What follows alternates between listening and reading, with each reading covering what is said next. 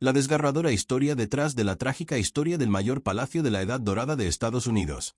La estación Pensilvania comienza bajo la superficie de Manhattan, 33 pies por debajo del nivel de la calle, donde las luces fluorescentes ahora parpadean sobre el linóleo manchado y los pasajeros agarran sus tazas de café, corriendo junto a paredes de bloques de cemento pintadas del color de la desesperación institucional. Pero si pudiéramos retirar las placas del techo caído, si pudiéramos quitar las décadas de compromiso e indiferencia corporativa, encontraríamos fantasmas. No fantasmas metafóricos, sino estructurales. Columnas de acero que una vez sostuvieron el cielo. Muros de cimentación que conocieron el peso del granito rosa y el eco de 200.000 pasos diarios, moviéndose por un espacio tan increíblemente vasto que se tragaba catedrales enteras y hacía llorar a hombres adultos la primera vez que miraban hacia arriba. ¿Qué pasó con el edificio que estaba aquí? Y lo más importante, ¿quién lo dejó morir? Hoy, en la intersección de la Séptima Avenida y la calle 33 de Manhattan, no hay nada que ver. No es nada, exactamente. Hay un edificio, el Madison Square Garden, un tambor cilíndrico de hormigón que se alza sobre la manzana como una nave espacial que se estrelló aquí en 1968 y nunca se fue. Debajo, accesible por unas escaleras que huelen a agua de perrito caliente y a cansancio humano, se encuentra la estación Pensilvania, o lo que ahora llamamos así. Es, según todos los parámetros, uno de los peores espacios públicos de Estados Unidos. Los techos son bajos. La luz es artificial. El aire sabe a reciclado. 500.000 personas pasan por este laberinto subterráneo cada día, más que cualquier otra instalación de transporte público del hemisferio occidental, y ninguna se detiene a maravillarse de dónde están. Porque no hay nada que maravillarse. La única ambición de la arquitectura es transportar cuerpos del punto A al punto B con la eficiencia del procesamiento de ganado. Pero los turistas que recorren estos pasillos, consultando sus teléfonos, intentando determinar qué vía lleva a qué tren, de vez en cuando notan algo extraño. Incrustadas en el suelo, placas de bronce. Marcadores históricos que hacen referencia a salas que ya no existen. La sala de espera principal, la galería comercial, el vestíbulo. Nombres que sugieren grandeza en un lugar que no la tiene. Y si esos turistas tienen la curiosidad suficiente para buscar esos nombres, para buscar fotografías, descubren algo que les hace detener por completo su caminata. Descubren que bajo sus pies, en el mismo lugar donde ahora se encuentran, se alzaba un edificio tan magnífico que arquitectos viajaron desde Europa solo para estudiarlo. Un edificio que redefinió lo que la arquitectura estadounidense podía ser. Un edificio que The New York Times llamó la puerta de entrada a una gran ciudad y que el historiador de la arquitectura Vincent Scully describió con palabras que se han hecho famosas. Uno entró en la ciudad como un dios. Ahora se escabulle como una rata. Pero detrás de las columnas de mármol y las elevadas bóvedas, detrás del triunfo de la ingeniería y la confianza del imperio, había una verdad más oscura. Este palacio fue construido por un ferrocarril. Y los ferrocarriles, como se vio, no construían cosas para que duraran eternamente, sino para ganar dinero. Para entender lo que significaba la estación Pensilvania en 1910, primero hay que entender lo que significaba llegar a la ciudad de Nueva York en 1900. No pudiste. No si vinieras del oeste. Al menos, no directamente. El ferrocarril de Pensilvania, la corporación más grande del mundo a principios del siglo XX, con 16.000 kilómetros de vías y 200.000 empleados, podía transportar a los pasajeros de Chicago a Filadelfia con la fluida eficiencia de un río de acero. Pero Manhattan, esa estrecha isla de riqueza y ambición, seguía siendo inaccesible excepto en ferry. Los pasajeros que llegaban del oeste desembarcaban en Exchange Place, en Jersey City. Recogían su equipaje, a sus hijos, su dignidad, y subían a transbordadores que cruzaban el río Hudson a trompicones, dejándolos en terminales inadecuadas en el West Side de Manhattan. Era humillante, ineficiente, y para los hombres que dirigían el ferrocarril de Pensilvania, era inaceptable. El problema era geográfico. Manhattan es una isla, separada del continente por ríos profundos y anchos. La solución requería una visión que rayaba en la locura. Túneles bajo el río Hudson, túneles bajo el East River, entre ellos, una estación que anunciara al mundo que la ingeniería estadounidense había conquistado la naturaleza misma. El hombre que concibió esta visión fue Alexander Johnston Cassatt, presidente del ferrocarril de Pensilvania a partir de 1899. Cassatt tenía 60 años, cabello blanco, severo, Un hombre que hablaba con oraciones completas y creía que los ferrocarriles no eran simplemente negocios sino instituciones cívicas, que tenían la obligación de elevar la vida pública, no solo sacar provecho de ella. Su hermana era Mary Cassatt, la pintora impresionista. La belleza corría por sus venas, y Alexander Cassatt creía que un edificio podía ser tan importante como una pintura, que la arquitectura era una declaración de identidad y de valores. Lo que él valoraba era la permanencia. La Edad Dorada, esa época de esplendor que se extendió aproximadamente entre 1870 y 1900, transformó las ciudades estadounidenses en campos de juego para nuevas fortunas. Los magnates del acero y los barones del ferrocarril construyeron mansiones que imitaban los palacios europeos. El mensaje era claro: no solo somos ricos, somos cultos, sofisticados y legítimos. Construimos en piedra porque la piedra perdura, y nuestra intención es perdurar. Para 1900, la población de Nueva York había alcanzado los 3,4 millones de habitantes, convirtiéndola en la segunda ciudad más grande del mundo después de Londres. Empezaban a levantarse rascacielos en el centro. El edificio Park Row, terminado en 1899, tenía 30 plantas, el edificio de oficinas más alto del mundo. La electricidad estaba sustituyendo a la luz de gas. Los automóviles empezaban a competir con los carruajes tirados por caballos. Esta fue la era de J. P. Morgan, cuyo imperio bancario podía influir en los gobiernos. De Andrew Carnegie, cuyo acero construyó el esqueleto de Estados Unidos. De los herederos de Cornelius Vanderbilt, cuyo ferrocarril central de Nueva York competía directamente con Pensilvania por el control del transporte estadounidense. Y en ese contexto de enorme riqueza, revolución tecnológica y competencia intensa, Alexander Cassatt anunció su plan. El ferrocarril de Pensilvania perforaría túneles bajo 2 ríos, construiría una estación en el corazón de Manhattan, continuaría los túneles bajo el East River y se conectaría con una nueva terminal en Queens, lo que permitiría un servicio directo desde Nueva Jersey a Long Island por primera vez en la historia. El costo sería asombroso: $114 millones, aproximadamente 3.500 millones de dólares actuales. Los desafíos de ingeniería parecían imposibles. Los túneles atravesarían limo, lodo y lecho rocoso, a 29 metros bajo la superficie del río Hudson en su punto más profundo. Los trabajadores trabajarían en cajones presurizados, respirando aire comprimido, arriesgándose a una muerte terrible por la curvatura si emergían demasiado rápido. Pero Cassatt creía que era posible. Más aún, creía que era necesario, no solo para competir con los Vanderbilt, sino para dejar una huella imborrable en la confianza estadounidense en los albores del siglo XX. Contrató a Charles Foy en M.C. Kim, del estudio de arquitectura M.C. Kim, Mead y Witte, para diseñar la propia estación.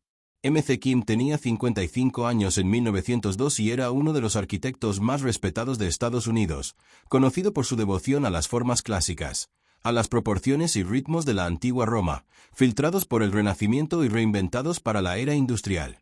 Cassatt le dio a M.C. Kim una instrucción que definiría todo lo que siguió.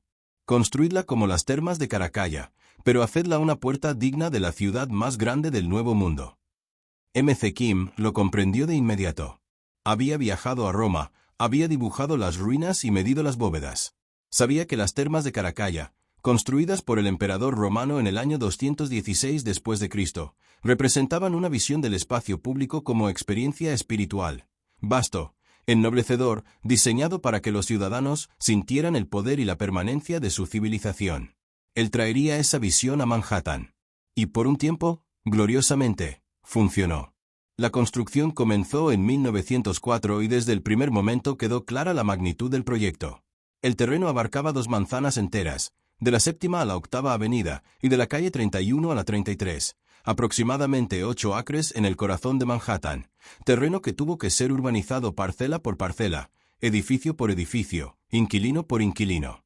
El ferrocarril de Pensilvania compró y demolió todo lo que allí se alzaba: viviendas, almacenes, pequeños negocios, los sueños de quienes no tuvieron más remedio que vender. Comenzó la excavación. Los trabajadores excavaron en el esquisto de Manhattan, la roca dura que hace posible la construcción de los rascacielos, retirando 400.000 yardas cúbicas de tierra y piedra. Cavaron hasta llegar al nivel donde se ubicarían los andenes del tren, 9 metros por debajo del nivel de la calle, lo suficientemente profundo como para que los trenes se oyeran sin ser ensordecedores, presentes pero no intrusivos. Y luego comenzaron a construir hacia arriba. La estructura era de acero, Miles de toneladas, forjadas en Pensilvania y enviadas al lugar, remachadas por hombres que trabajaron a cientos de metros de altura sin equipo de seguridad ni arneses, porque tales cosas aún no se habían imaginado. El acero creó el esqueleto. Todo lo demás era decoración. ¿Pero qué decoración? Charles M. C. Kim diseñó la estación de Pensilvania como una procesión, una secuencia de espacios que guiarían a los pasajeros desde el caos de la calle a la calma del orden clásico, desde el ruido de la ciudad a la quietud de la contemplación, finalmente, a los propios trenes. El exterior estaba revestido de granito rosa de Milford, extraído en Massachusetts, 16 columnas, cada una de 10 metros de altura, que se extendían a lo largo de la Séptima Avenida en una columnata que recordaba a los templos dóricos de la antigua Grecia. Pero estas no eran columnas decorativas, sino estructurales, portantes, que sostenían la estructura de acero que las sostenía. Forma y función se complementaban a la perfección. Los pasajeros entraban por una de varias puertas y se encontraban en la galería comercial, un corredor largo y relativamente angosto, lleno de tiendas y ventanillas de venta de billetes, deliberadamente comprimido para prepararte para lo que venía después. La sala de espera principal. Imagínate esto. Cruzas una puerta y el espacio explota a tu alrededor. El techo se eleva 45 metros por encima de tu cabeza, 15 pisos, más alto que muchos rascacielos de la época. La sala mide 96 metros de largo y 33 metros de ancho, lo suficientemente grande como para albergar la nave central de la Basílica de San Pedro en Roma, con espacio de sobra. 8 enormes columnas corintias, cada una de 18 metros de alto y 1,5 metros de diámetro, se elevan desde el suelo, sosteniendo arcos de acero que abarcan todo el ancho de la sala en 3 grandes bóvedas. La luz se cuela a través de las ventanas semicirculares del triforio, a 20 metros del suelo, iluminando las paredes revestidas de travertino, la misma piedra caliza color miel que usaban los romanos hace 2000 años. El suelo es de mármol de Tennessee, rosa y crema, pulido a espejo. Y por todas partes, detalles tallados, hojas de acanto en los capiteles de las columnas, techos artesonados con precisión geométrica, mapas del sistema ferroviario de Pensilvania en bronce, relojes con números romanos marcando el tiempo. La sala no fue diseñada para la eficiencia. Fue diseñada para la admiración. M. C. Kim comprendió algo que los arquitectos modernos han olvidado, que los espacios públicos tienen una función emocional, que te dicen cómo sentirte contigo mismo y con tu civilización.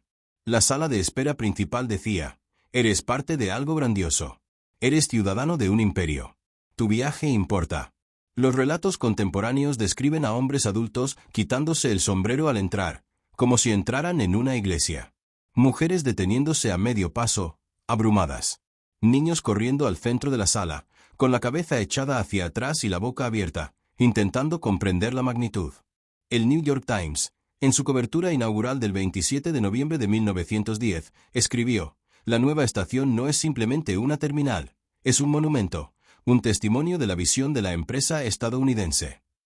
Pero la sala de espera principal fue solo el comienzo de la procesión. Desde allí, los pasajeros descendían por una imponente escalera de mármol, 32 escalones, cada uno calibrado con precisión en altura y profundidad para crear un ritmo, un descenso controlado que los preparaba para la transición.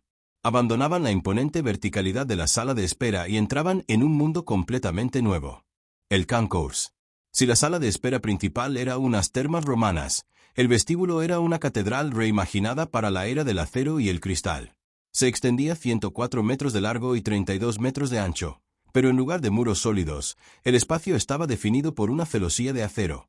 Miles de elementos remachados que formaban cerchas arqueadas que se elevaban 41 metros para sostener un techo hecho completamente de cristal. Vaso. Sus 90.000 pies cuadrados, sostenidos por marcos de hierro, permitían que la luz natural inundara el espacio inferior. El vidrio estaba ligeramente tintado para reducir el deslumbramiento, creando una iluminación suave y difusa que cambiaba a lo largo del día con el sol. Visual. Fotografía del vestíbulo que muestra el techo de cristal y la estructura de acero. El suelo estaba embaldosado en blanco y gris, y en él se encontraban puertas de latón, puertas de salida que conducían a las vías inferiores. De las vigas de acero colgaban letreros que indicaban los números de vía y los destinos. Vía 7 a Filadelfia. Vía 11 a Pittsburgh.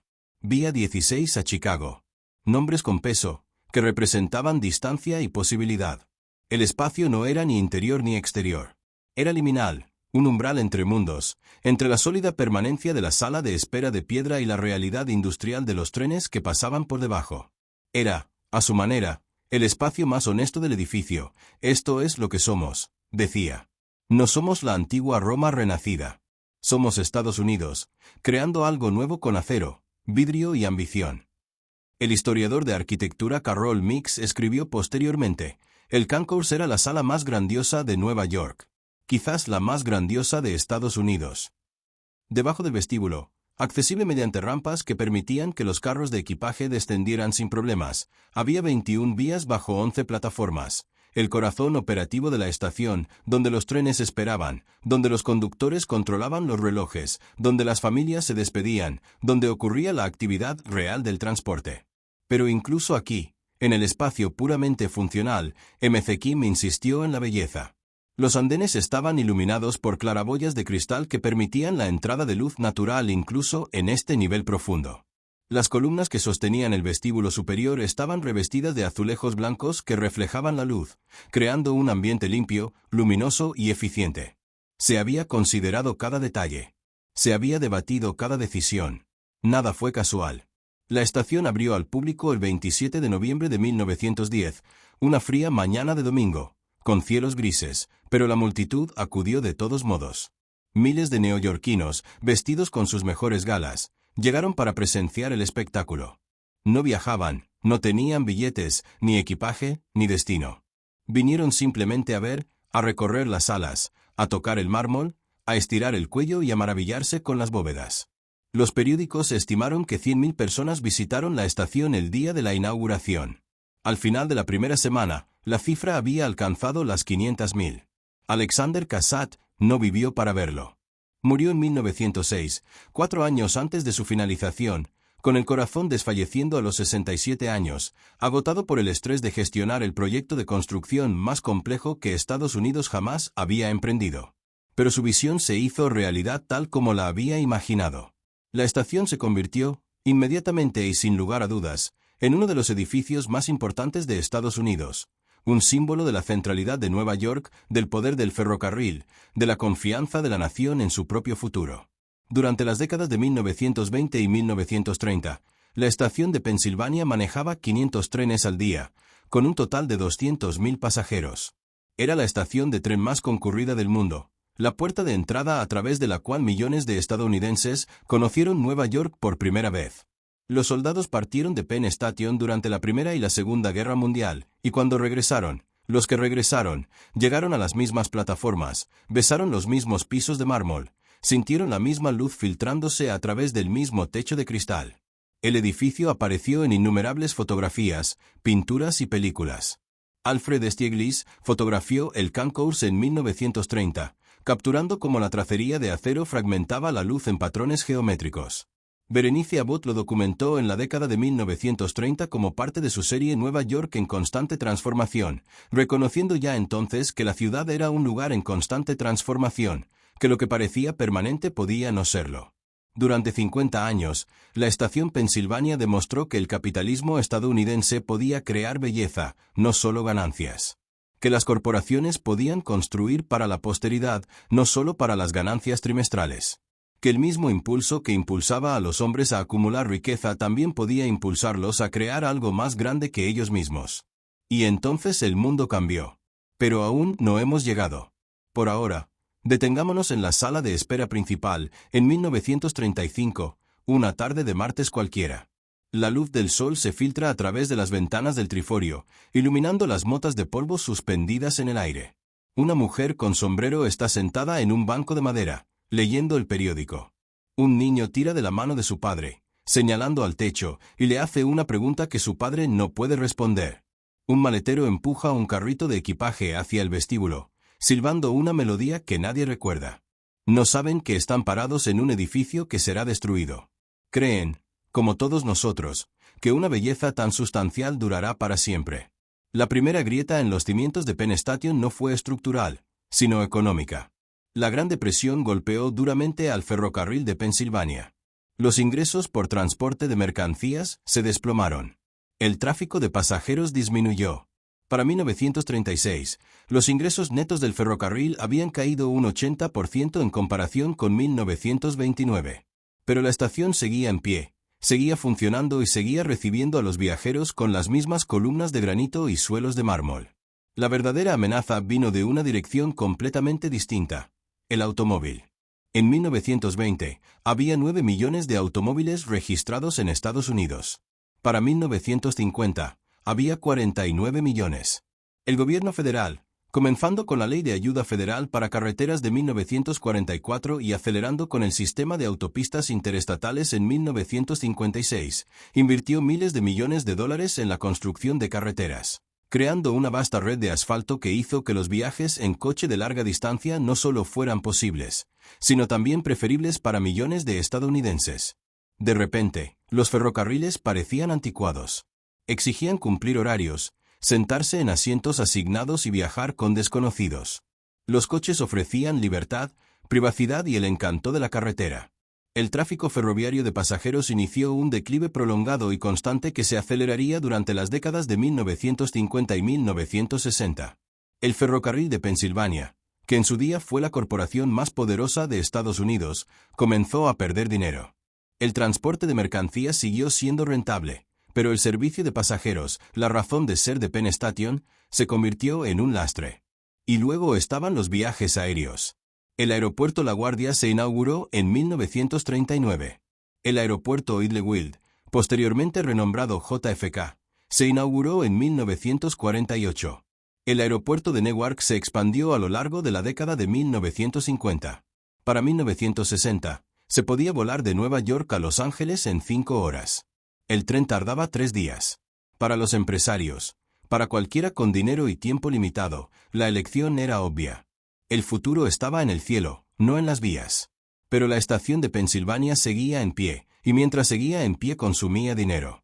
Mantener un edificio de esa envergadura, la calefacción, la iluminación, la limpieza, las reparaciones, costaba millones de dólares al año. El ferrocarril de Pensilvania empezó a ver la estación de Pensilvania no como un activo, sino como una carga. Todo ese mármol, todo ese espacio desperdiciado. La sala de espera principal, con capacidad para miles de personas, ahora permanecía medio vacía la mayor parte del tiempo. El vestíbulo, diseñado para multitudes, resonaba con los pasos de los pasajeros que pasaban apresuradamente sin levantar la vista. Los ejecutivos del ferrocarril, la mayoría de los cuales se habían incorporado a la compañía después de la Segunda Guerra Mundial, no conocían a Alexander Cassatt.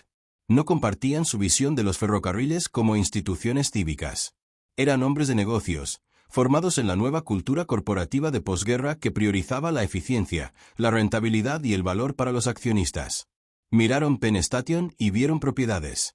El terreno bajo la estación, esas 8 acres en Midtown Manhattan, se había vuelto extraordinariamente valioso.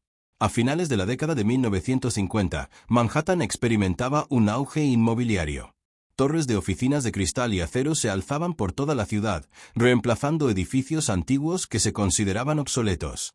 La estética modernista, impulsada por arquitectos como Mies van der Rohe y Ludwig y Gebrand Harris, rechazó la ornamentación histórica en favor de líneas limpias, un uso eficiente del espacio y la máxima superficie alquilable. Una torre construida en el terreno de la estación Penn podría generar decenas de millones de dólares en ingresos por alquiler. El ferrocarril podría arrendar los derechos aéreos sobre las vías, conservar los andenes subterráneos y convertir un pasivo en un activo. En 1954, el ferrocarril de Pensilvania comenzó a explorar silenciosamente la posibilidad de demoler Penn Station y construir algo nuevo en su lugar. La decisión no se anunció públicamente. En cambio, el ferrocarril permitió que la estación se deteriorara. Se recortaron los presupuestos de mantenimiento. Las bombillas fundidas no se cambiaron. Los suelos de mármol perdieron su brillo. Las paredes de travertino se ensuciaron con el hollín de diésel de los trenes que pasaban por debajo. El techo de cristal del vestíbulo, que requería una limpieza regular para mantener su transparencia, se cubrió con décadas de suciedad acumulada, convirtiendo el espacio, antes luminoso, en un espacio gris y opaco. Para 1960, la estación Pensilvania se había vuelto ruinosa. No estaba en ruinas. La estructura básica se mantenía sólida, pero sí abandonada, sucia y vergonzosa. Los viajeros que recordaban sus días de gloria meneaban la cabeza. Los recién llegados, al verla por primera vez, no entendían a qué se debía tanto alboroto. Esto fue deliberado. El ferrocarril comprendió que si querían demoler un monumento tan querido, primero tenían que lograr que la gente dejara de amarlo. Tuvieron que transformar la estación Penn de un palacio a una monstruosidad, para que cuando llegara la bola de demolición, el público no sintiera pérdida, sino alivio. Funcionó. En 1961, el ferrocarril de Pensilvania anunció una alianza con la corporación Madison Square Garden. Demolerían la estación Penn, construirían un nuevo estadio deportivo en el lugar y, debajo, una estación subterránea más pequeña, eficiente y puramente funcional. Las vías y los andenes se conservarían. Solo desaparecerían los adornos superficiales. Volantes. Esa era la palabra que se usaba en los comunicados de prensa. La sala de espera principal, el vestíbulo, la columnata de granito, eran adornos, decoraciones innecesarias de una época pasada. La comunidad arquitectónica respondió de inmediato y con horror. El Instituto Americano de Arquitectos condenó el plan. La Sociedad Municipal de Arte lanzó una campaña para salvar el edificio. Arquitectos destacados, Philip Johnson, Louis Mumford, Aline Saarinen, escribieron cartas, dieron discursos y organizaron protestas. Pero se enfrentaron a dos poderosos oponentes, el dinero y la ley. El ferrocarril de Pensilvania era una corporación privada. Era propietaria del terreno y del edificio. Bajo la legislación neoyorquina de aquel entonces, no existía ningún mecanismo que impidiera al propietario demoler su propia estructura, independientemente de su importancia histórica o arquitectónica. La ciudad carecía de una ley de preservación de monumentos históricos, que no se aprobaría hasta 1965, demasiado tarde para salvar la estación Pensilvania. Y el ferrocarril perdía $100 millones al año en servicio de pasajeros. No podían permitirse el lujo de la sentimentalidad. No podían permitirse la belleza. Necesitaban flujo de caja, y el único activo que podían generarlo era el terreno bajo la estación Penn. La opinión pública estaba dividida. Muchos neoyorquinos, sobre todo los más jóvenes que no habían conocido la estación en sus días de gloria, apoyaron el ferrocarril. ¿Para qué conservar un edificio viejo y sucio cuando se podía tener algo nuevo? El progreso exigía sacrificio. La nostalgia era cara. Pero otros, historiadores, arquitectos, residentes mayores que recordaban haber llegado a la sala de espera principal por primera vez, sintiéndose pequeños, asombrados y parte de algo más grande que ellos mismos, lamentaron lo que estaba a punto de perderse. Louis Mumford, escribiendo en The New Yorker en 1963, capturó el momento. Hasta que cayó el primer golpe, nadie estaba convencido de que Penn Station realmente sería demolida, o de que Nueva York permitiría este monumental acto de vandalismo. Pero Nueva York lo permitió. El 28 de octubre de 1963 comenzó la demolición. El primer golpe no cayó sobre la estación en sí, sino sobre la conciencia pública, la comprensión de que nada, por bello, importante o aparentemente permanente que fuera, estaba a salvo de la lógica del balance. Uno entraba en la ciudad como un dios. Pronto, uno entraría corriendo como una rata. La bola de demolición se balancea.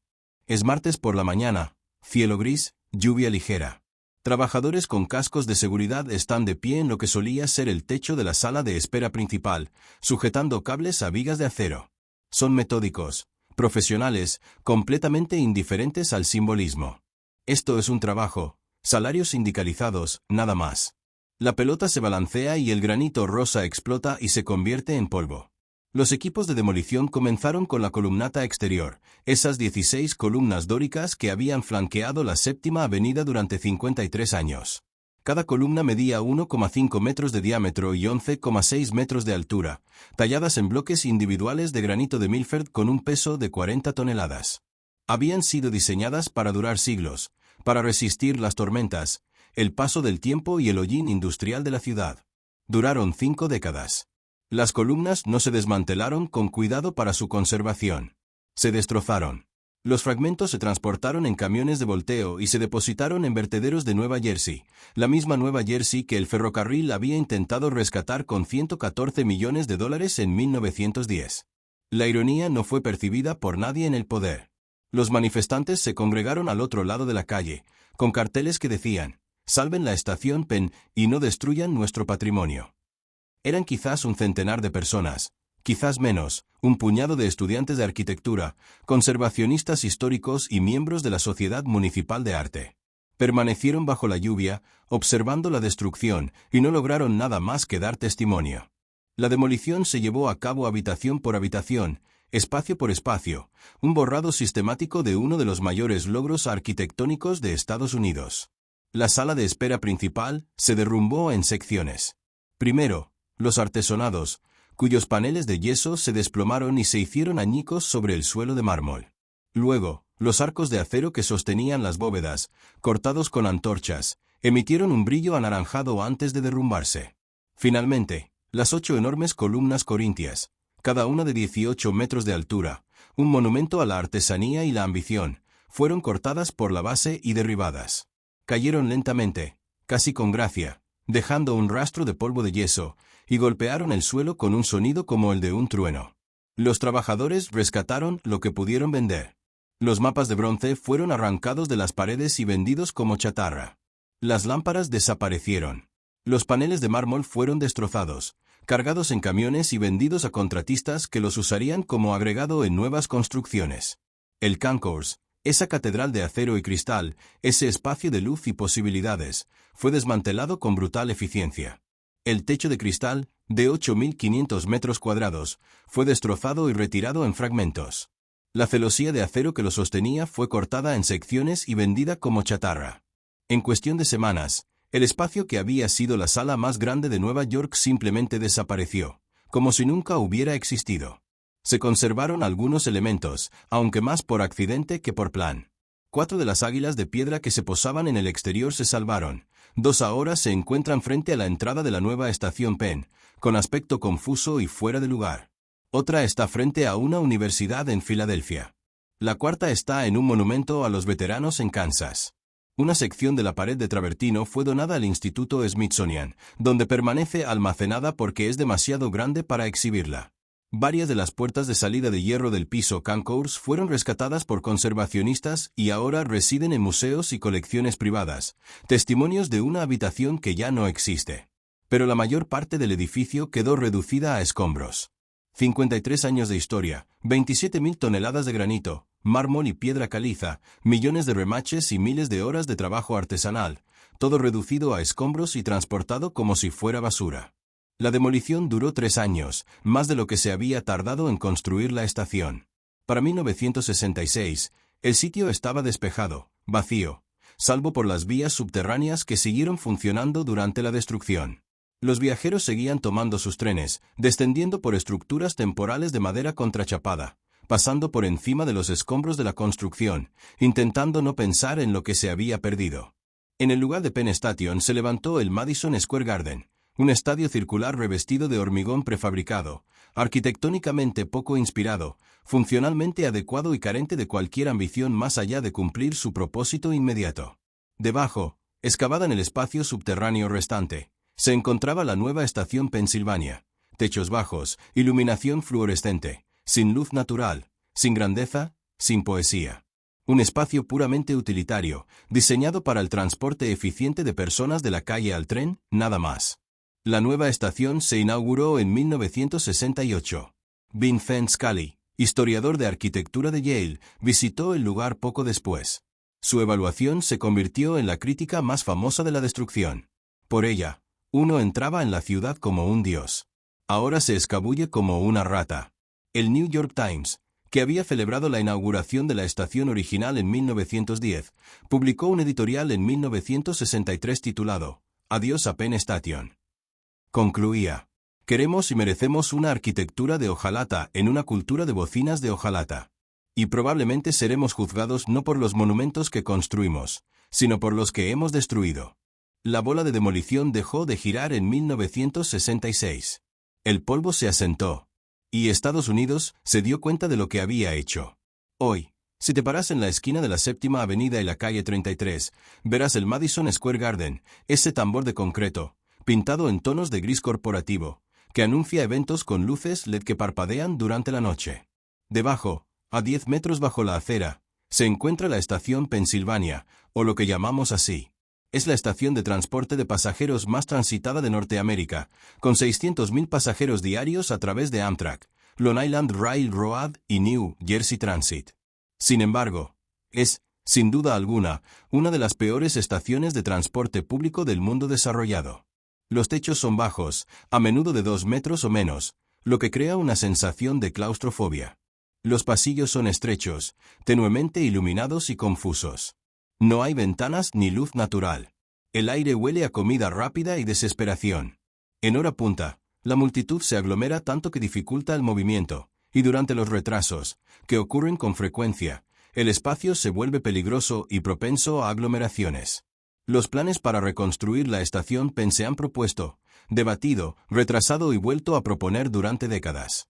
La propuesta más reciente, denominada Estación Penn 15, ampliaría la estación al edificio adyacente de la oficina de correos James A. Farley, una estructura de estilo Beaux Arts diseñada por M.C. Kim, Mead y Witte como complemento de la estación Penn original, terminada en 1914 y una de las pocas que se conservan de esa época. El Moynihan Train Hall, la primera fase de esta ampliación, se inauguró en 2021. Es un lugar hermoso, techo abovedado de acero y cristal, luz natural y amplias salas de espera. Representa un intento de recuperar algo de lo perdido, aunque solo atiende a los pasajeros de Amtrak, no a los de Long Island Railroad ni a los de New Jersey Transit, quienes aún deben usar la mazmorra bajo el jardín. La destrucción de la estación Pensilvania tuvo consecuencias más allá de la arquitectura. Consecuencia directa. En 1965, en respuesta a la indignación pública por la demolición de la estación Penn, la ciudad de Nueva York aprobó la Ley de Preservación de Monumentos Históricos, creando un marco legal para proteger de la destrucción los edificios de importancia histórica. La ley llegó demasiado tarde para salvar la estación Penn, pero salvó cientos de otras estructuras. La gran central terminal, el puente de Brooklyn, innumerables casas de piedra rojiza y edificios de hierro fundido que, de otro modo, podrían haber sido demolidos. Consecuencia indirecta. El movimiento de preservación, que había sido una preocupación marginal de académicos y estetas, se convirtió en una causa popular. Los estadounidenses comenzaron a cuestionar la idea de que lo viejo siempre significaba obsoleto y que lo nuevo siempre significaba mejor. Ciudades de todo el país aprobaron leyes de preservación similares. La destrucción de la estación Pensilvania se convirtió en una historia de advertencia, un momento de vergüenza nacional que enseñó a una generación a valorar lo que tenía antes de que desapareciera. Fragmentos de la estación original sobreviven en lugares dispersos. Las 4 águilas. Un trozo de muro en el Smithsonian. Puertas de salida en las colecciones del museo. La oficina de correos de Farley, al otro lado de la calle, comparte el ADN arquitectónico del edificio original. Y fotografías, miles de ellas, preservadas en archivos, publicadas en libros, circulando en línea, mostrándonos lo que se perdió, haciéndonos lamentar lo que nunca supimos. El edificio ya no está. El recuerdo permanece. Y ese recuerdo tiene peso. Cuando el sueño americano, ese impulso incansable hacia el progreso, las ganancias y lo nuevo, cruza la línea y comienza a construir algo que la ciudad no puede soportar conservar. La estación Pensilvania no fue destruida por su fealdad ni por su mal funcionamiento. Fue destruida porque el terreno bajo ella era más valioso que la belleza que la cubría. Porque una corporación, al borde de la quiebra, tomó la decisión económicamente racional. Pero la racionalidad no es la única medida de valor. El sociólogo Louis Mumford escribió, después de la demolición, que una civilización podía ser juzgada por lo que decidía preservar, que el acto de preservación era un acto de fe en el futuro, una declaración de que algunas cosas importaban más que las ganancias trimestrales. En ese sentido, Estados Unidos no pasó la prueba de 1963. Pero el fracaso nos enseñó algo. Nos enseñó que la belleza es frágil, que la permanencia es una ilusión, que si queremos conservar lo que nos hace humanos, debemos elegir activamente conservarlo. Debemos promulgar leyes, designar puntos de referencia, luchar contra las corporaciones, resistir la lógica que dice que todo tiene un precio y que nada tiene un valor superior a ese precio. La estación Penn desapareció y no volverá. Ninguna documentación histórica, ningún arrepentimiento, podrá resucitar esas paredes de travertino ni ese techo de cristal. Lo que queda es una pregunta. ¿Qué estamos construyendo ahora que la próxima generación lamentará? En los comentarios, díganme. Si pudieran estar en la estación Pensilvania en un solo momento, el día de la inauguración en 1910, viendo cómo se hacía realidad la visión de Alexander Cassatt, una tarde cualquiera en 1945, los soldados que volvían de la guerra, besando a sus esposas bajo el techo abovedado. o el 28 de octubre de 1963, el primer día de la demolición, la caída de la primera columna? ¿Qué elegirían y qué les gustaría ver primero?